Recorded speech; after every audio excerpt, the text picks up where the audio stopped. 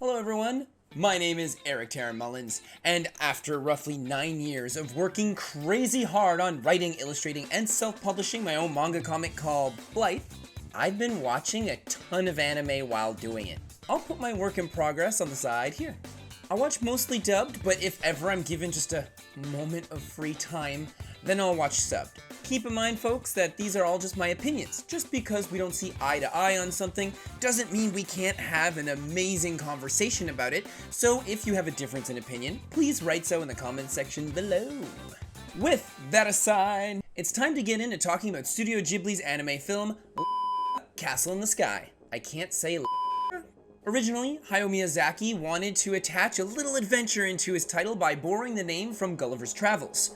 Sounds so fun and noble. Shame it's not the most polite word in Spanish, so I guess I'll just refer to it as Castle in the Sky. Full disclosure, this is not my favorite Studio Ghibli film. I love Kiki's Delivery Service, so don't mistake my praise for pure fanaticism and obsession. I think this film is the best Studio Ghibli film of all time. At least as of October 2023. Ha! Can't get more subjective than that. Okay, now hold up as I back up my claim. Castle in the Sky was released in 1986 and has a runtime of 2 hours and 4 minutes. Ugh, that is so long! Yet I've seen this movie quite a few times and I've never noticed the time go by like that. Crazy how on paper something can seem one way, but experiencing it can be so completely different.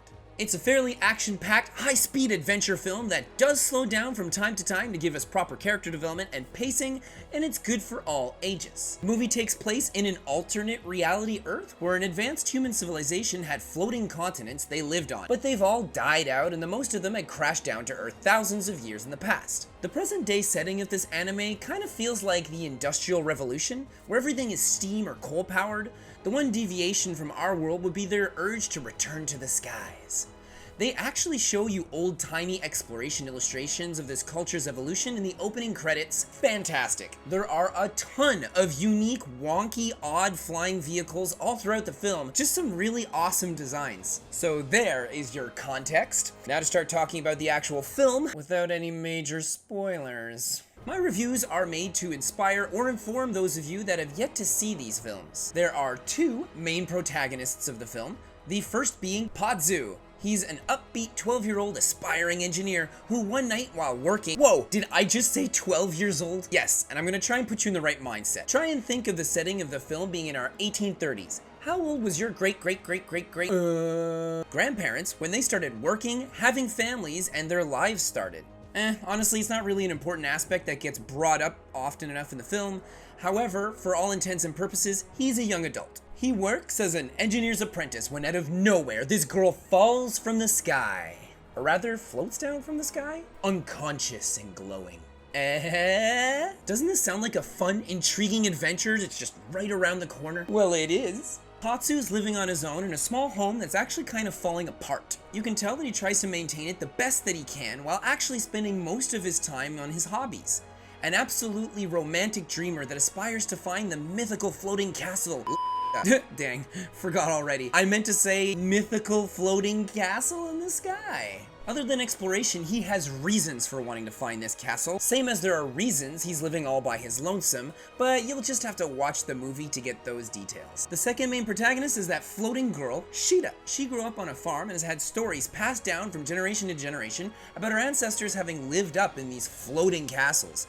She learned all sorts of unique spells and magical incantations. So, like, there's no magic in this series, but there is some super advanced technology.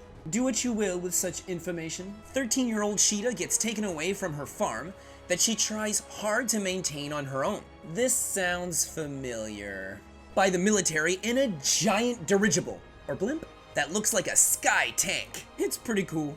They believe that she can lead them to some castle in the sky with this magical heirloom in which had been passed down from generation to generation in her family and is encoded to her DNA specifically. On their way back to the military outpost, they are attacked by pirates. Things happen and now she's chilling with Patsu. This is like the first few minutes of the film. The military is very well done.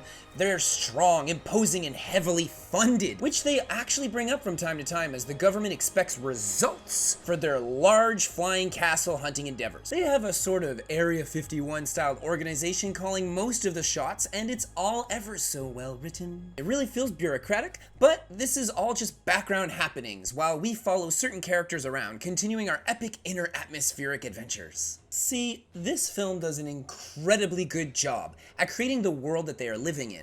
We follow Patsu and Shida, but almost every other character you see has their own lives and goals. From the person training Patsu in engineering to this random old train conductor. Incredibly good world building. Now, Shida wouldn't be with Patsu in the first place if it weren't for pirates having attacked the military ship, so let's talk about Dola and her family of pirates. We drink and we pillage and we do what we please. We get all that we want for free. We'll kick your ass and whip your lass. Somalian pirates we. Everything, from the weapons they use to the clothes they wear, have purpose. Their flying vehicles look great and have all sorts of things strewn about them that not only show they've seen combat for years, but that it's also a home for these outlaws. I know it's a small detail, but I love how there are carabines attached everywhere, and you see them getting used constantly, because you won't want to get blown off a ship, right? It sounds like it's a big detail, but I can assure you that most people don't think about this when creating their universes. A minor spoiler ahead, the movie's called Castle in the Sky, so they do end up getting to that castle that's in the sky.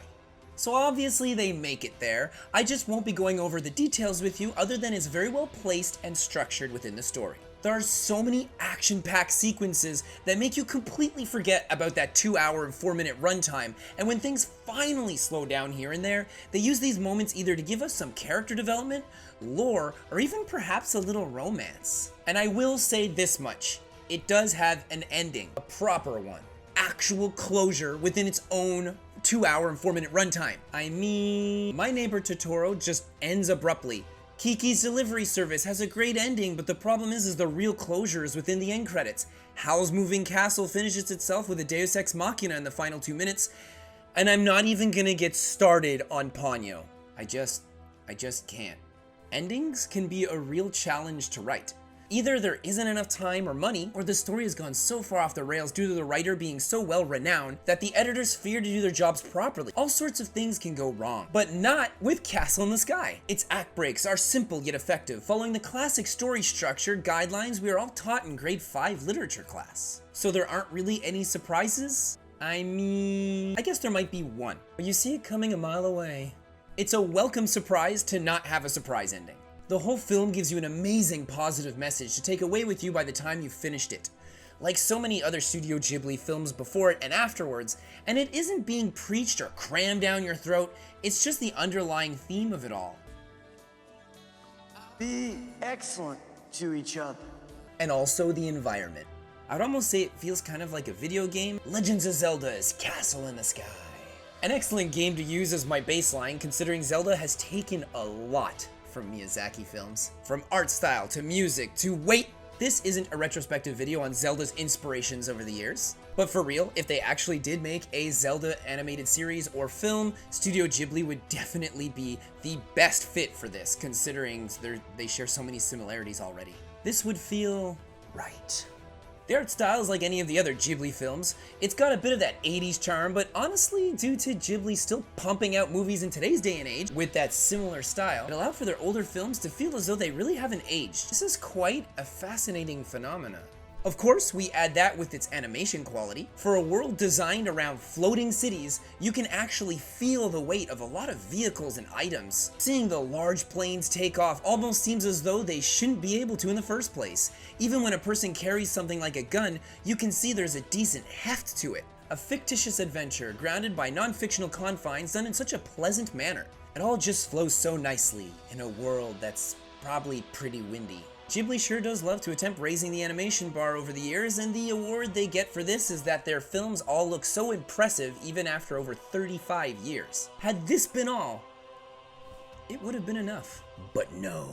Castle in the Sky had to push things even further by giving us a soundtrack that is beyond perfection for this film. The music itself will transport you to this magical science fiction 1800s flying world adventure every time you hear it. It's absolutely beautiful. I thank you, Joe Hisaishi, for your incredible contribution. And can I just mention this 1996 dubbing for a second? My gosh.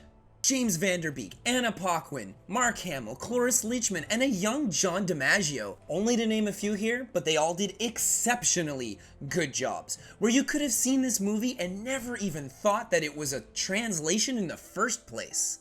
Disney, you did good here. They used to do so much good. It's crazy to think that Disney started off like Patsu, and by the end of it, they've now become Muska. Okay, I'm just gonna throw this in there because it was rattling in the old brain. The whole movie actually makes me believe it could have been an Indiana Jones film had there been no budget constraints for doing an Indiana Jones movie. The story structure and interactions really match up, along with the thrill of adventure and the constant loss of equipment. For real, I absolutely love this. Starting off on a trek fully geared and prepared, but slowly utilizing and losing your equipment as time goes on is just too real. Though Indy would have cracked far more jokes and been a little more cynical, that'd be wild. My final thoughts. With a perfectly told start, middle, and end, engaging and well-written three-dimensional characters, fantastic animation, and a perfect soundtrack, this film is definitely top-shelf material. What sets it above all the other Ghibli films in my own opinion is the fact that you can be 10 or 50 years old and it's very enjoyable. They aren't writing down for children here, and they don't shy away from death and sometimes other horrible things that could happen to a person while not having any gore or nudity. They also tell a grounded story that feels as though it comes right out of a fiction adventure novel. No crazy spirit world, no magical wizards, no godlike beings. It's simple, and in its simplicity, it was able to do everything incredibly well. And it's because of this that I absolutely believe that Castle in the Sky is the best Miyazaki film, and it's absolutely worth 2 hours and 4 minutes of your time. If you like my video just a little, it doesn't cost much to hit that like, that subscribe, and that notification bell. This way you'll be notified when I come out with new episodes. Thank you so much for watching and have an awesome rest of your day. Honestly, it was rough just not going on about how much I prefer Kiki's delivery service. It truly is the best. The best for me, but I wouldn't say overall for most. I love how it's almost all character development about somebody figuring out who they are and where they're going in their place in life. It's so cute and so relatable. And this is super cute. Hey, what's your favorite Miyazaki film? Is it Princess Mononoke? Flippin' love that movie. I flippin' love that movie so hard. And what about Spirited Away? Oh, maybe Nausicaa? So many great films.